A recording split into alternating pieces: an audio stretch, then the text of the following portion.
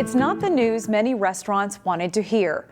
Under the executive order announced Wednesday by Minnesota Governor Tim Walz, they must remain closed to indoor service for another 3 weeks.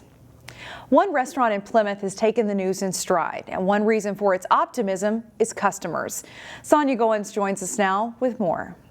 Well, we're certainly known for our sushi because we started out as Tiger Sushi. Lucky Street in Plymouth is known for their Asian fusion dishes. This is kind of where the magic all happens, back here in the kitchen. For 2 years in a row, they've won Best Asian Restaurant in Plymouth. However, their woks aren't as hot as before the pandemic.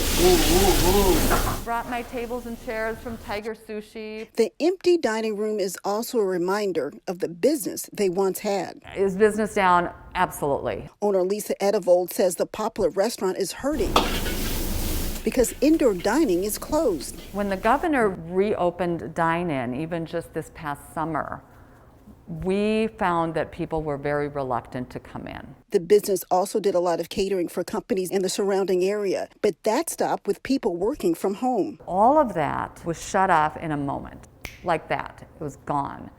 40% of our revenue is gone in one blink of an eye. And just when things started to look bleak, Lucky Street got a bit of magic.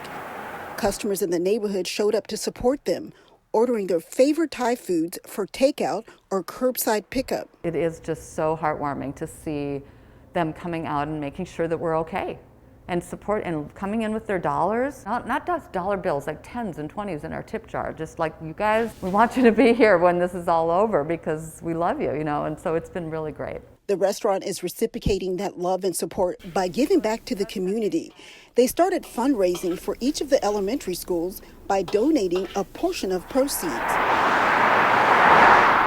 And this Thursday and Friday, 15% of proceeds will go to interfaith outreach. They provide housing and food for homeless people. I'm in the food business, and I know right now people are really struggling. Meanwhile, owner Edevold is optimistic about the future of Lucky Street. The governor is going to continue the shutdown. I'm in support of that because I think we need that. It's going to hurt our business, but we're going to be okay. In Plymouth, Sonia Goins, CCX News.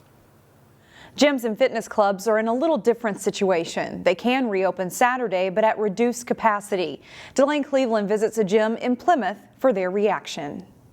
This has been absolutely devastating for our industry. Like all gyms across Minnesota, Discover Strength in Plymouth has been off limits to its clients since a statewide mandate went into effect on November 21st to help limit the spread of COVID-19. The executive order has been a source of frustration in the fitness community. Let's see the data. We just don't have data where COVID is actually spreading in the club. It's one of the arguments that the owners of gyms and fitness centers have been making for the past month. Now, Governor Walz is reversing course. And I want to congratulate the folks in the fitness industry.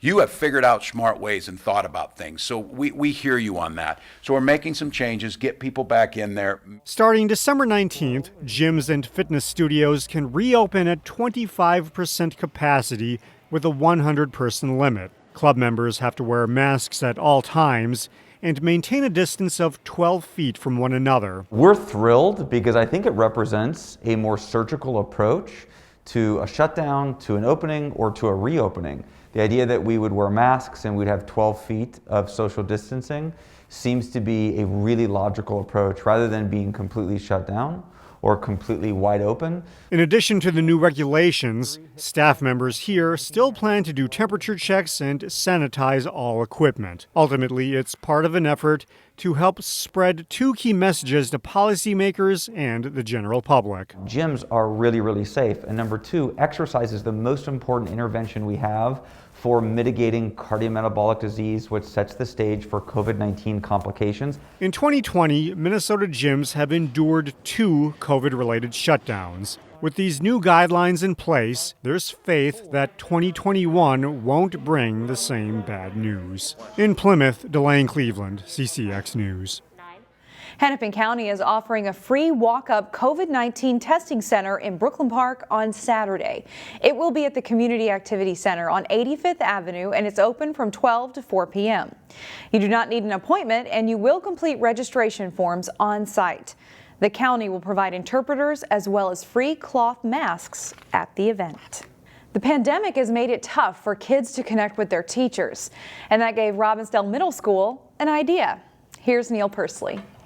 Robbinsdale Middle School spread a little Christmas cheer with the continued rollout of Operation Gift Bag. We have been working on this since mid-November. It was an original idea from a 6th grade team meeting, and we really wanted to find a way to connect with our kids since we've been distance learning since the very beginning.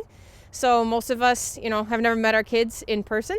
The idea started with providing backpacks for the 230 members of the 6th grade class, but now has expanded to the 7th and 8th as well. In the bag is school supplies, coloring supplies, a snack pack. Staff saw it as an opportunity to provide a momentary face-to-face connection in an impersonal school year. We just wanted to get a chance to lay eyes on our children because we haven't seen them since last March.